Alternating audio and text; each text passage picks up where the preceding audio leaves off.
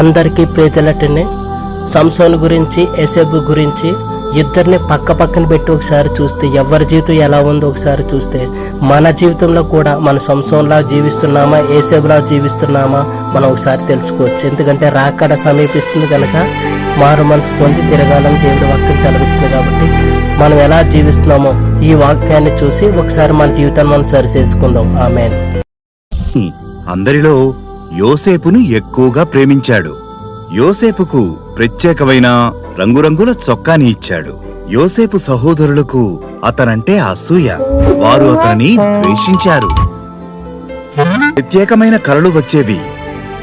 నా కలలో గోధుమ పంటను కట్టలుగా కడుతున్నాము, అప్పుడు మీ కట్టలు నా కట్టకు మ్రొక్కాయి అని చెప్పాడు. యోసేపుని తన అన్నలు ఇంకా ద్వేషించారు.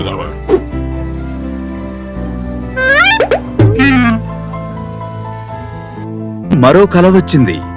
సూర్యుడు, చంద్రుడు మరియు 11 నక్షత్రాలు నాకు మ్రొక్కాయి అని అన్నాడు.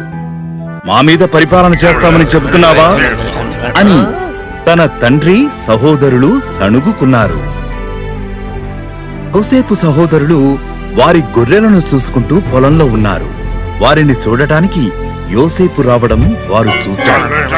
అతనిని చంపి తన కలలన్నింటికీ ముగింపు తీసుకురావాలని వారు అనుకున్నారు. సోదరుణ్ణి చంపడం తప్పు, ఇక్కడ ఖాళీ బావిలో పడవేద్దాం అని రూబేను అన్నాడు. వారు యోసేపు రంగుల అంగీని చింపివేసి అతనిని బావిలో పడవేశారు. ఐగుప్తుకు వెళ్లే ఆ దారిలో వచ్చారు. యోసేపును ఈ ఇష్మాయేలీయులకు బానిసగా అమ్మివేద్దాం అని యూదా సలహా ఇచ్చాడు. ఆ సహోదరులు యోసేపును 20 వెండి నాణాలకు అమ్మివేశారు. కాని ఆ సహోదరులు మేక రక్తములో ముంచి దానిని యాకోబుకు చూపించారు. నా కుమారుడు మరణించాడు అని ఆయన ఏడ్చాడు.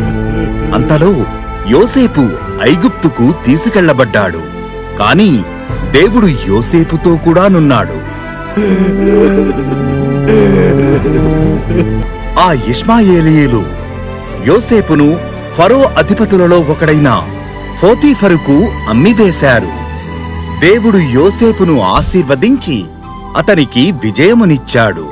పోతీఫరు యోసేపును తన ఇల్లంతటి మీద అధికారిని చేశాడు. పోతీఫరు భార్య యోసేపుని దేవునికి వ్యతిరేకముగా పాపము చేయాలని కోరింది. యోసేపు దానికి ఒప్పుకోలేదు. కాబట్టి ఆమె అతని గురించి అబద్ధమాడింది. పోతీఫరు ఆమెను నమ్మాడు మరియు యోసేపు చెరసాలలో వేయబడ్డాడు. పోతీఫరు భార్య యోసేపుని దేవునికి వ్యతిరేకముగా పాపము చేయాలని కోరింది. యోసేపు దానికి ఒప్పుకోలేదు. కాబట్టి ఆమె అతని గురించి అబద్ధమాడింది. పోతీఫరు ఆమెను నమ్మాడు మరియు యోసేపు చెరసాలలో వేయబడ్డాడు. ఫరో యొక్క 2 సేవకులను యోసేపు కలిశాడు. వారిద్దరికీ కలలొచ్చాయి. వారి కలలకు అర్థాలను దేవుడు యోసేపుకిచ్చాడు. యోసేపు వివరించిన అర్థాలు నిజమయ్యాయి. ఆ 2 సేవకులలో పాత్రలందించినవాడు విడుదల చేయబడ్డాడు. రొట్టెనందించువాడు ఉరితీయబడ్డాడు. తరువాత ఫరోకు 2 కలవరపరిచే కలలొచ్చాయి. పాత్రనందించువాడు యోసేపు తనకు చేసినది జ్ఞాపకము చేసుకుని ఫరోతో జరిగినది చెప్పాడు. కాబట్టి ఫరో యోసేపును పిలిపించి తన కలలను వివరించాడు. దేవుడు యోసేపుకు తెలియజేశాడు. 7 సంవత్సరములు సమృద్ధిగా పంటలు పెరుగుతాయి. అయితే ఆహారాన్ని నిల్వ చేసుకోవాలి, ఎందుకంటే దాని తర్వాత 7 సంవత్సరములు కరువు రాబోతుంది అన్నాడు. ఆయన యోసేపును ఆహారాన్ని నిల్వ చేసే పనికి అధికారినిగా చేశాడు. ఫరో కాకుండా ఐగుప్తు దేశమంతటిలో యోసేపు కన్నా శక్తిమంతుడు ఎవ్వరూ లేరు.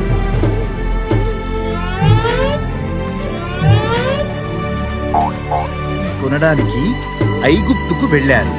వారు యోసేపుకు నమస్కరించారు, కాని అతనిని గుర్తుపట్టలేదు. వారిలో మార్పు కలిగినదని తను చూసినప్పుడు తను ఎవరో వారికి చెప్పాడు.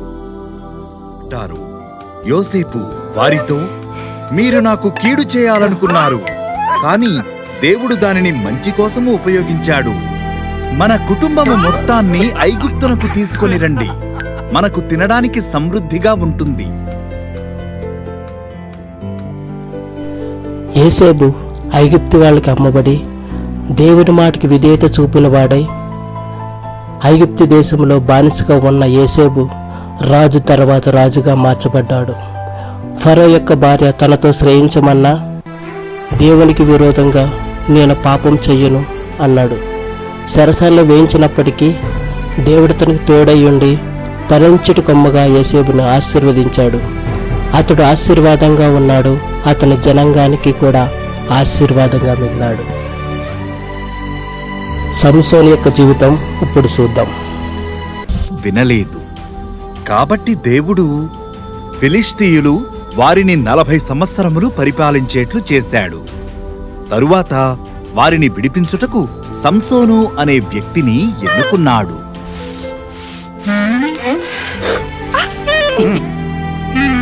తనకొక కుమారుడు పుడతాడని సంసోను తల్లికి ఒక దేవదూత వాగ్దానం చేశాడు. అయితే సంసోను దేవునితో 3 వాగ్దానాలు చేయాలి. మద్యం త్రాగకూడదు, చనిపోయిన వాటిని ముట్టుకోకూడదు, తన జుట్టును కత్తిరించుకోకూడదు. సంసోనును చాలా బలవంతునిగా చేశాడు. అతను ఒక సింహాన్ని చంపాడు. దాని కళేబరంలో తేనెటీగలు తేనెను పెట్టాయి. దేవునితో తన వాగ్దానాన్ని మరిచిపోయి సంసోను చనిపోయిన సింహాన్ని ముట్టుకున్నాడు. అతను ఆ తేనెను కూడా తిన్నాడు. స్త్రీని సంసోను ప్రేమించాడు. సంసోను బలమేమిటో తెలుసుకుంటే ఆమెకు చాలా డబ్బు ఇస్తామని ఫిలిష్తీయులు వాగ్దానం చేశారు. ఆమె దానికోసం అతనిని మరలా మరలా అడిగింది. సంసోను తన రహస్యాన్ని దెలీలాకు చెప్పాడు. నా జుట్టు కత్తిరిస్తే నా బలం పోతుంది అన్నాడు. అతను నిద్రపోతున్నప్పుడు దెలీలా అతని జుట్టు కత్తిరించడానికి ఒక అతనిని పిలిచింది. ఆ వ్యక్తి సంసోను జుట్టును కత్తిరించాడు. సంసోను బలం పోయింది. ఇప్పుడు అతనిని సులభంగా పట్టుకోగలిగారు. అతనిని గుడ్డివానిగా చేశారు. అతనిని చెరసాలలో వేసి బరువైన మిల్లు త్రిప్పుతూ పని చేయించారు.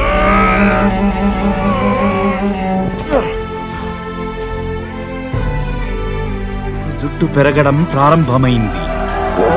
సంసోనును ఓడించినందుకు తమ దేవత అయిన దాగోనుకు కృతజ్ఞత చెల్లించడానికి వారు సంసోనును ఆ దేవాలయంలోనికి తీసుకెళ్లి ఒక జుట్టు కథ.